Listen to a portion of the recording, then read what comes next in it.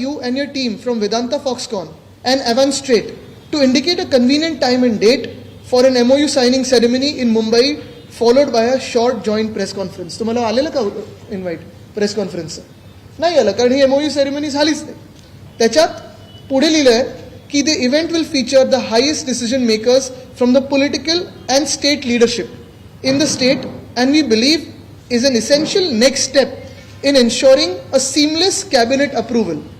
We also believe the MOU will form a strong basis for Government of India to favorably approve the project. I look forward to your earliest confirmation and looking forward to meet you. With warm regards. आता हे जे पत्र आहे हे मी त्यावेळी 2-3दा आपल्या समोर आणलेलं सांगत होतो, पण माझ्याकडे हे पत्र त्यावेळी हातात नव्हतं. पण मला हे जे खोके सरकार आहे त्याच्यात आमचे पण काही अजूनही असे लोक आहेत जे पर्याय नसल्यामुळे तिथे बसलेले, त्याच लोकांनी आम्हाला सांगितलं हे की असं असं झालेलं. पण याच्यात 2-3 महत्त्वाचे मुद्दे असे आहेत. एक, पहिली गोष्ट म्हणजे 26 जुलैचं तर आपल्या सर्वांना माहिती आहे, ते मंत्रालयातच बैठक झालेली. पण ही जी दुसरी बैठक ह्या पत्रात लिहिलेली आहे 29 ऑगस्ट 2022 देवेंद्र फडणवीस साहेबांबरोबर, ही बैठक कुठे होती, कशाबद्दल होती, ती ह्याच राज्यात वेदांता फॉक्सकॉन ठेवण्यासाठी होती की गुजरातमध्ये पाठवण्यासाठी होती? ह्या बैठकीबद्दल घटनाबाह्य मुख्यमंत्र्यांना माहिती होतं का, त्यांना सांगितलं गेलं होतं का, त्यांना ब्रीफ केलं होतं का? हे 2-3 महत्त्वाचे जसे प्रश्न आहेत, तसा दुसरा महत्त्वाचा प्रश्न आहे की जेव्हा सांगितलं जातं की वेदांता फॉक्सकॉन हा प्रकल्प आमच्या महाराष्ट्रात येणारच नव्हता, हा प्रकल्प महाविकास आघाडी सरकारनेच बाहेर पळवला होता, हा प्रकल्प आधीच निघून गेलेला, हे सगळं झाल्यानंतर जर हा प्रकल्प येणारच नव्हता, मग हे पत्र MOU सायनिंग सेरेमनीसाठी पाठवलंच कसं?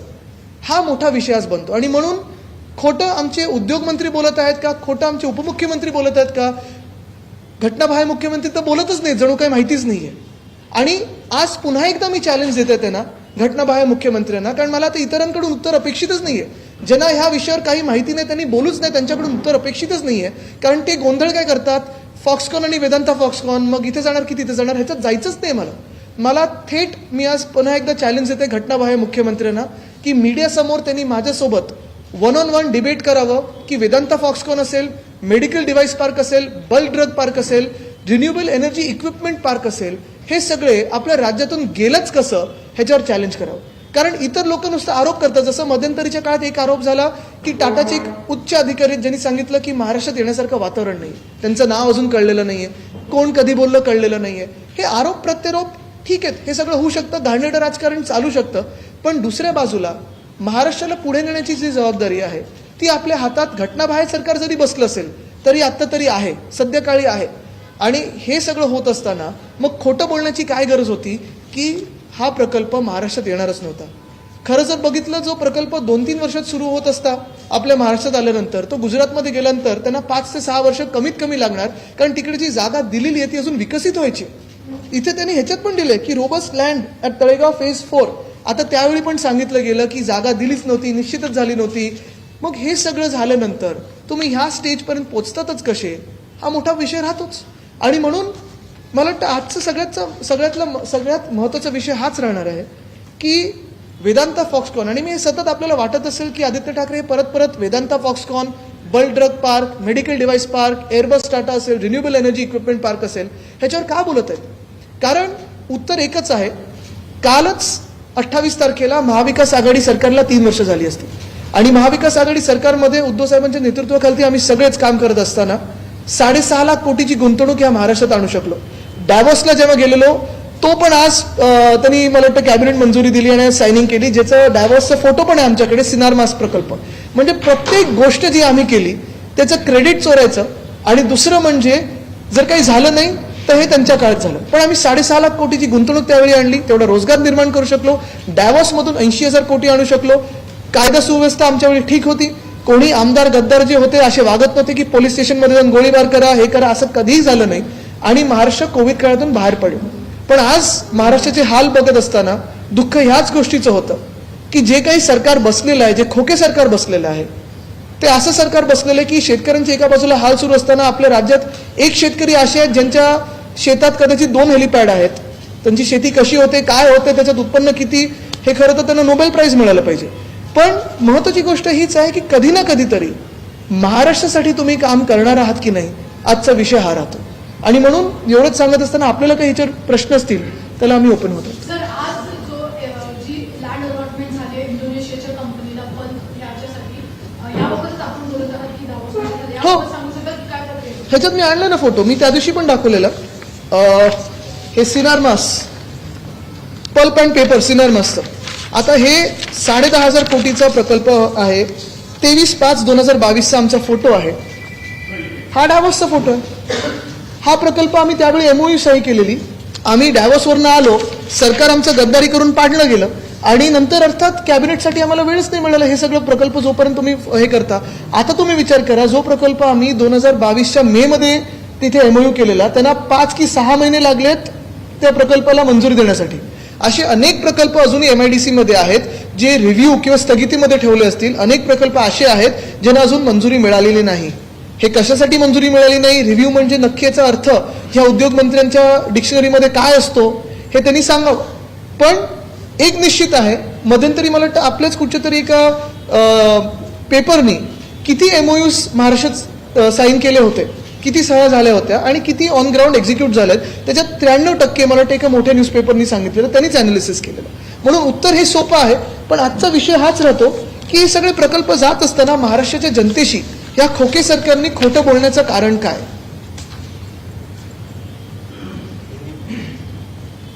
सवाल पूछे जवाब नहीं, आप सवाल पूछे हिंदी में. ये आरोप लगाया जा रहा था कि RTI जी सरकारी कह रही थी कि हमने जो प्रोजेक्ट कैंपेन काल में गया था उसको वापस लेने के लिए हमने प्रयास किए. बाद में जो भी डॉक्यूमेंट्स आए उसका हवाले से पहले आपके पास क्या जानकारी? यही जानकारी है. अगर आप देखें तो ये RTI से आज हमें प्राप्त हुआ है. RTI प्राप्त होने के लिए हमें 1.5 महीना लगा. कई ऐसे लोग हैं जिनको 2 घंटे में भी मिलते हैं RTI, उनका मैं स्वागत करता हूं. देश में ऐसे हो तो उनको पुरस्कार मिलना चाहिए. लेकिन यही बात रही कि जो वेदांता फॉक्सकॉन का प्रकल्प जो था, जो एक प्रोजेक्ट था जो गुजरात गया, कारण अनेक हो सकते हैं, उस पर मैं कोई सवाल नहीं उठाता. तो किसी भी राज्य में कोई भी इन्वेस्टमेंट आए तो अच्छी बात है. देश के हर एक राज्य में इन्वेस्टमेंट आना जरूरी है. लेकिन जो प्रोजेक्ट हमारे महाराष्ट्र में 100% आने वाला था, 100% आने वाला था, वो लास्ट मिनट को अगर किसी दूसरे राज्य में जाता है, अन्य राज्य में जाता है, और फिर सवाल यही उठता है कि कैसे गया, क्यों गया. ये सरकार जो है निकम्मी सरकार है, खोके सरकार है. तो भी इन्होंने कुछ काम किया कि नहीं किया, कुछ मेहनत ली कि नहीं ली. और आज RTI से जो प्राप्त डॉक्यूमेंट्स है उसमें तो यही लिखा गया कि 5 सितंबर को एक लेटर लिखा गया था, खत लिखा गया था, जिसको शायद जवाब वेदांता फॉक्सकॉन से आया नहीं होगा क्योंकि ये 5 सितंबर का है. 11 सितंबर को उन्होंने डिक्लेयर कर दिया कि हम गुजरात जा रहे हैं. लेकिन इसमें साफ तौर पे लिखा गया है कि 29 अगस्त 2022 को राज्य के जो डेप्यूटी चीफ मिनिस्टर उनसे मुलाकात हुई, इन पर्सन मीटिंग हुई, और उसी को लेके जो कोई एक एग्रीमेंट हुआ था, सब्सिडी हो, पावर रेट हो, सब हो, उसी को लेके MOU कब साइन करे, इसी पे सवाल. और यही खत उन्होंने MIDC ने लिखा था वेदांता फॉक्सकॉन को.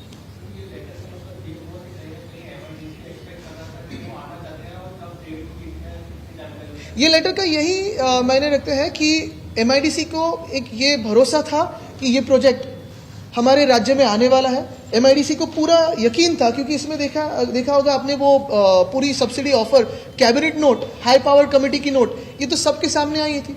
तड़ेगा और धोलेरा के बीच में जो कंपैरिजन है वो भी जो उनकी ही PMC ने दिया था वो भी सबके सामने रखा गया है. तो फिर ऐसी क्या बात हुई कि इस मीटिंग के बाद या इस मीटिंग के दौरान इन्होंने डिसाइड कर लिया कि महाराष्ट्र में नहीं गुजरात में जाना चाहिए?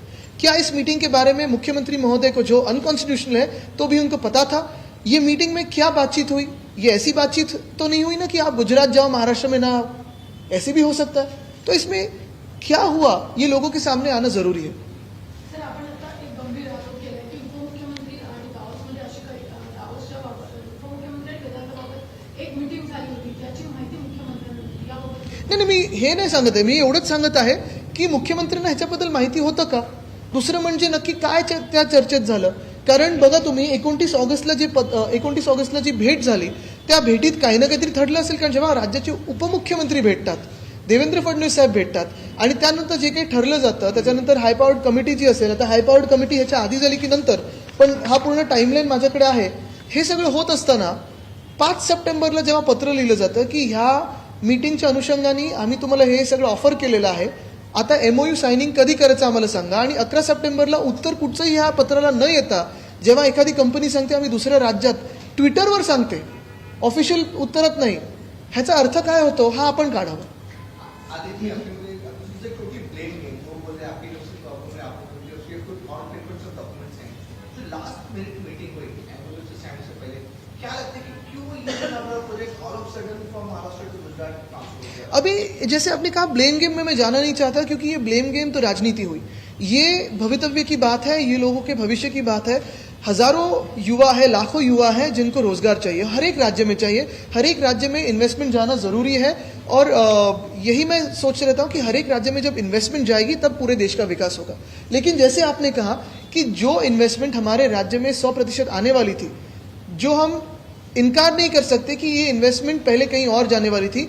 आज तो पूरा प्रूफ मिल गया है इस खत के द्वारा कि 5 सितंबर को तो एमआईडीसी को पूरा भरोसा था कि ये इन्वेस्टमेंट महाराष्ट्र में आने वाली है. ऑफर डॉक्यूमेंट भी किया था और ये एमओयू के बाद उन्होंने ये भी लिखा है कि गवर्नमेंट ऑफ इंडिया को हमारी कैबिनेट नोट जाएगी और government of India say approval आएगी.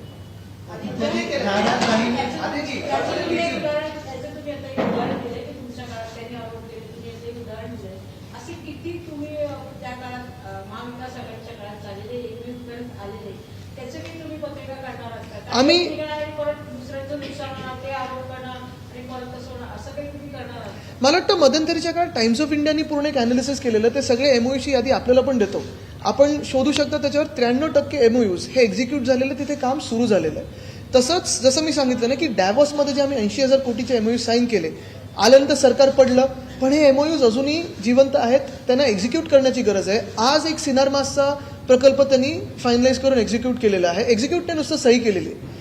त्यांना 5 महिने लागले त्याच्यासाठी. सुभाष देसाई साहेब जेव्हा उद्योगमंत्री होते किंवा महाविकास आघाडीचं सरकार होतं, साधारण 6.5 लाख कोटी एवढी गुंतवणूक आपण महाराष्ट्रात आणली कोविडचा काळ सुरू असताना आणि हेच केंद्र सरकार असताना. म्हणजे एकंदर असं वाटायला लागलेलं आहे की हे खोके सरकार केंद्र सरकारकडे आता बोट दाखवते का की तुमच्यामुळे आमच्याकडे येत नाहीये.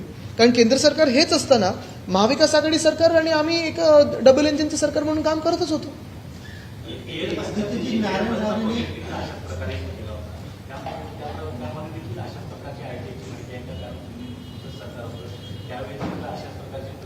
आता त्याच्यात आरटीआयच्या माहितीपेक्षा मला वाटतं ज्यांनी आरोप केलेला की ज्या उच्च अधिकाऱ्यांनी टाटाच्या इथे येण्यासारखं वातावरण नाही आहे, सरकार बदलल्यानंतर वातावरण तुम्ही केलंच असेल तर का नाही आणलं, ते कोण होते हे सांगायला पाहिजे. आणि म्हणून मी सांगितलं ना की आता कोणी दुसरं, कारण काय आहे उद्योग मंत्री त्या क्षेत्रात बघतच नाहीत, लक्ष नाही आहे, हे आपल्याला सर्वांना कळलेलं आहे. एका मागोमाग एक निघून जात आहेत. 2 लाख कोटीपेक्षा 10,000 किंवा 2,000 कोटी मोठे कसे हे आम्हाला कळतच नाही आहे. पण हे जरी असलं तरी वेळ हीच आलेली आहे की प्रेस समोर घटनाबाह्य मुख्यमंत्र्यांनी माझ्यासोबत डिबेट करावी की हे उद्योग आपल्या राज्यातून का जातात. नारायण राणेंनी सांगितलं सॉरी हां नारायण राणेंनी आज जसं सांगितलं उद्योगाबाबत की महाराष्ट्र जे 85% साक्षरता आहे, मात्र मातृश्रीमध्ये नाही, माझे उद्योग बुडून टाका असे आव्हानही त्यांनी. ते 16 वर्ष तर ह्याच मुद्द्यावर आहेत. त्यांनी एमएसएमईचं फुल फॉर्म सांगावं, मी सोडून दिलं.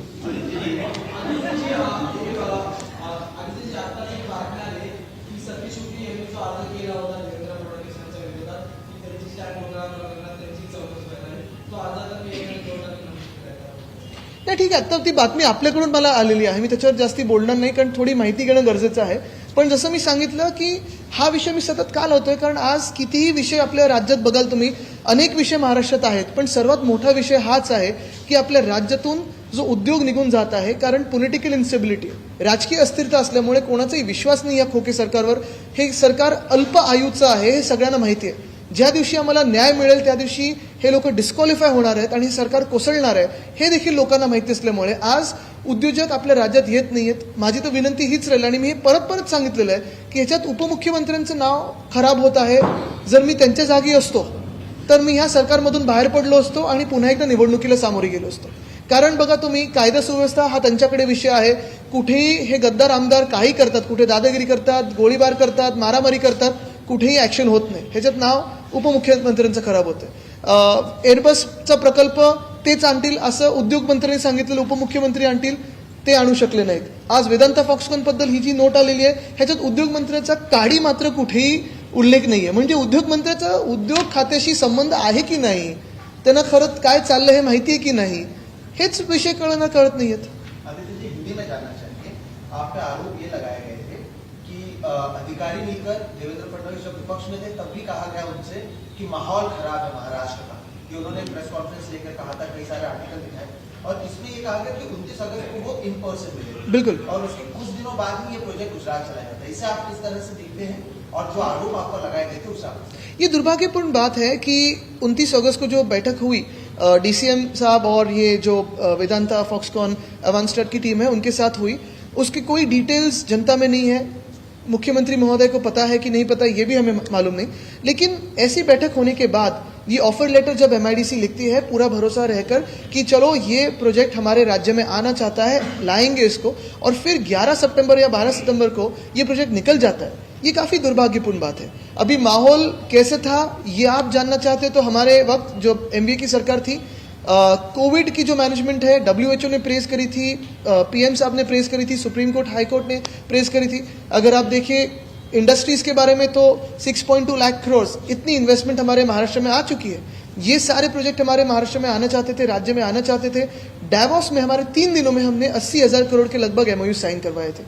अभी अगर आप देखें तो पिछले 5 महीनों में एक भी अनाउंसमेंट ऐसी नहीं है जो ओरिजिनल हो, एक भी अनाउंसमेंट ऐसी नहीं है जो जेन्युइन हो, और जो अनाउंसमेंट होती है उस पर कोई एग्जीक्यूशन नहीं हो रहा। तो ये एक राज्य के लिए और राज्य के युवाओं के लिए, राज्य के सारे नागरिकों के लिए दुर्भाग्यपूर्ण बात है कि 4 महीने हम एक अनकॉन्स्टिट्यूशनल गवर्नमेंट के हिसाब से काम कर रहे हैं।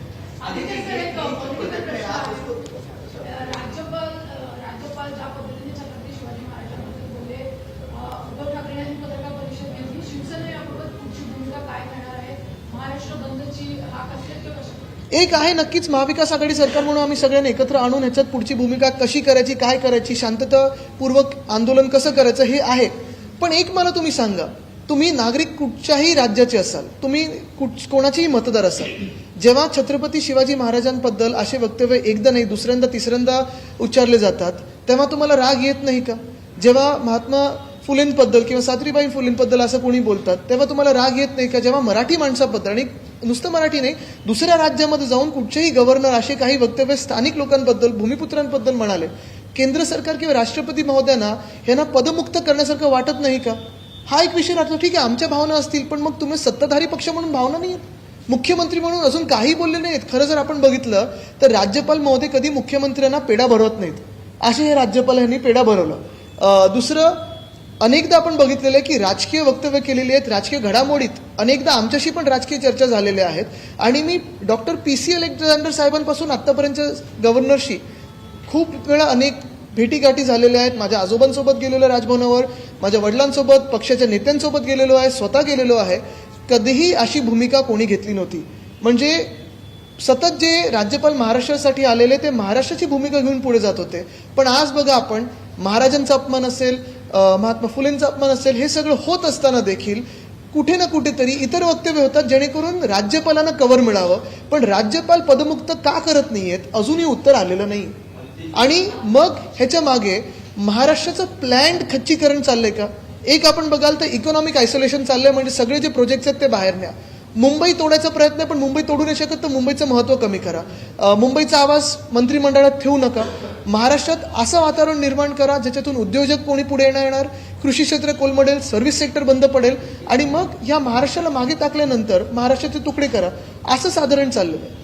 कदाचित असंही असू शकतं की जसं गुजरातच्या निवडणुकीसाठी प्रकल्प तिथे नेले, तसं कर्नाटकची जी येणारी निवडणूक आहे, आणि तिथे मी ऐकतोय की तिथे पण परिस्थिती थोडी पुढे मागे होत असते आत्ताच्या सत्ताधारी पक्षाची, त्याच्यासाठी आपले जिल्हे आणि गावं तोडून कर्नाटकाला देणार आहेत का? हे असं सगळे खेळी चालू आहेत. पण महत्त्वाचा मुद्दा हाच राहतो की एवढं सगळं वक्तव्य केल्यानंतर राज्यपालांवर काही कारवाई करत का नाहीत, पदमुक्त करत का नाहीत? जेव्हा संपूर्ण महाराष्ट्राची भूमिका ही आहे की या राज्यपालांना पदमुक्त केलं पाहिजे, मग अजूनही या राजकीय राज्यपालांना त्यांच्या जागी का ठेवलं?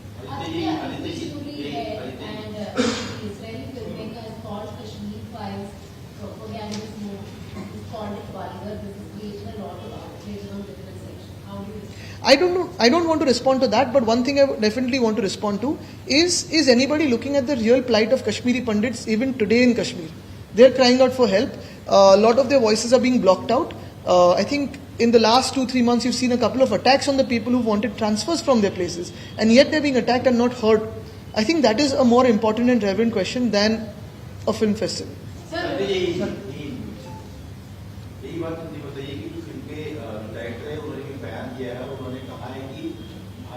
लोग भी इसको कश्मीर के खिलाफ मतलब कश्मीर विरोधी लोग या आतंकी जो भाषा बोलते थे उस तरह की भाषा बोलते उनको सपोर्ट कर रहे हैं। नहीं, मैं उसमें नहीं जाना चाहता। सिर्फ एक ही बात है कि जो कश्मीरी पंडित अभी भी कश्मीर में, जम्मू में या उसी इलाके में रहते होंगे, उनकी आवाज़ कोई सुन रहा है कि नहीं? क्योंकि हर बार मैं सुनता रहता हूँ, देखते रहता हूँ आप ही के न्यूज़ चैनल्स पे कि 2-3 बार अभी जो अटैक्स हुए उन पे उनकी अलग अलग मांगे हैं, लेकिन कोई सुन रहा नहीं है, और यही बात दुर्भाग्यपूर्ण है। सर, राज ठाकरेंची जी सभा झाली त्यामध्ये त्यांनी उद्धव ठाकरेंच्या तब्येतीविषयी देखील म्हणलं की एक काळ होता जेव्हा आजार सांगून घरात बसले आणि आता बघा की शिंदे बाहेर पडल्यावर कसे फिरतायत। नाही, मला वाटतं ह्या विषयावर मला काहीच बोलायचं नाही। परिवार म्हणून आमच्या ज्या हे ऐकून दुःख आहे किंवा वेदना आहेत त्याच्यावर मी न बोललेलं बरं आहे। मला वाटतं त्याच्यात माझे संस्कार दिसून येतील, कारण मला आईवडिलांनी नेहमी सांगितलं की अशा ठीक आहे, आता ज्यांना त्यांना बोलायचं असेल ते जाऊ दे। ते आम्हाला दुःख वेगळं झालेलं आहे ते ऐकून, पण आम्ही त्याच्यात जाणार नाही। म्हणजे आपल्याला आठवत असेल त्यावेळी आजोबांचं जेवण पण त्यांनीच काढलेलं। मला त्याच्यात काही जायचं नाही। ते आम्ही काही दुःख आमची गिळत जातो ती वेगळी गोष्ट आहे। मुंबईमध्ये गोवरचा फैलाव जो आहे तो जास्त प्रमाणावरती होत आहे, मात्र आरोग्यमंत्री कुठेही याच्यामध्ये हस्तक्षेप करत नाहीत ना बैठका घेत आहेत। आता हाच विषय तुम्ही जो घेतलेला तो महत्वाचा आहे। बघा, तुम्ही आरोग्यमंत्र्यांनी मध्ये काही वक्तव्य केलेले की तो हॅफकिन कोण आहे त्याच्याकडून औषधं घेणं बंद करा। आता असे आरोग्यमंत्री मिळाल्यानंतर आता तुम्ही पहिल्यांदा बघा, परवाकडे मिझल्ससाठी केंद्र सरकारकडून पत्र आलंय की सिरियसली घ्या, राज्य सरकारला ही नोटीस आली आहे। कोविडच्या काळात दुसऱ्या भूमिकेचं सरकार असताना देखील कधी असं पत्र आलं नव्हतं। उलटा आम्ही त्यांना बोलवायचो की तुम्ही आम्हाला सांगा की अजून काय आम्ही कमी पडतोय का, आम्ही नक्की काय केलं पाहिजे, आणि ह्याचं कौतुक जगभरात झालेलं। पण आत्ता तरी मुख्यमंत्री काही बोलत नाहीयेत, दुसऱ्या राज्यांमध्ये चाललेत स्वतःसाठी काय काय मागायला। आरोग्यमंत्री कुठे आहेत माहिती नाही। कृषी क्षेत्रात पण असेच हाल आहेत। कृषी मंत्री जिल्हाधिकाऱ्याला विचारतात दारू पिता का, त्यांना ते एक्साईजबद्दल बोलतात, एक्साईज मंत्री खोक्यांबद्दल बोलतात, उद्योग मंत्री कृषीबद्दल बोलतात, आणि हे सगळं होत असताना मंत्रिमंडळाचा विस्तार अजूनही झाला नाही, आणि विस्तार न झालं म्हणून विस्तारामधून इकडे तिकडे नेतात त्यांना। आदित्य, महिलांबद्दलचा विषय वारंवार आहे, जसं उद्योग घालवत आहे, या अस्थिर वातावरण आहे, तसंच एक रामदेव बाबा नावाचे महान व्यक्ती येऊन इथे जे बोलले, ज्या पद्धतीने वाक्य त्यांनी बोलले ते समस्त महिलांसाठी अपमान करत। बाजूला उपमुख्यमंत्र्यांच्या पत्नी होत्या ज्या नेहमी बोलतात, आणि मुख्यमंत्र्यांचे चिरंजीव होते तेही खासदार, त्यांनीही काही शब्द उच्चारले नाहीत। मात्र त्याबद्दल फक्त आपल्या महिला आयोगाला त्यांनी माफी मागून पास झालं, म्हणजे महिलांची सुरक्षा नाही, उद्योग नाही, हे पण महाराष्ट्रात आपण आहे की नाही बोलू? नाही ताई, आपण एक बघा, ज्या राज्यात मंत्रिमंडळात एक सुद्धा महिला नाही, ज्या राज्यात एक महत्वाचे मंत्री 8 की 9 वेळा शिवीगाळ करू शकतात, आणि नुसतं महिला म्हणून, म्हणजे तुम्ही एक महिला संसद म्हणून नाही, महिला खासदार म्हणून नाही, तर महिला म्हणून, आणि कुठेच काही आवाज होत नाही, त्या मंत्रिमंडळाकडून काय अपेक्षित आहे? ठीक आहे, मला वाटतं एक आजचा महत्वाचा विषय हाच राहतो की पुन्हा एकदा ज्यावेळी सांगितलं गेलं होतं, नाही अभि आता मी बोललोच, पण आजचा एक महत्वाचा विषय हाच राहतो, सगळ्यात महत्वाचा विषय हाच राहतो की वेदांता फॉक्सकॉन, आणि मी परत ह्याच्यावरच बोलत राहणार, कारण आजच्या महाराष्ट्राला रोजगाराबद्दल उत्तर पाहिजे, रोजगार पाहिजे, आणि महत्वाची गोष्ट म्हणजे प्रकल्प येण्यासाठी आपण सगळे काम करत आहोत। त्याच्यात हे प्रकल्प का नाही आले, हा प्रकल्प तुम्ही सायनिंग पर्यंत गेल्यानंतर का निघून गेलात, ह्याच्यावर हा विषय आपण आज तूर्त थांबूया, अजून याच्या विषयात ते परत बोलूया। सर, वंचित आघाडीने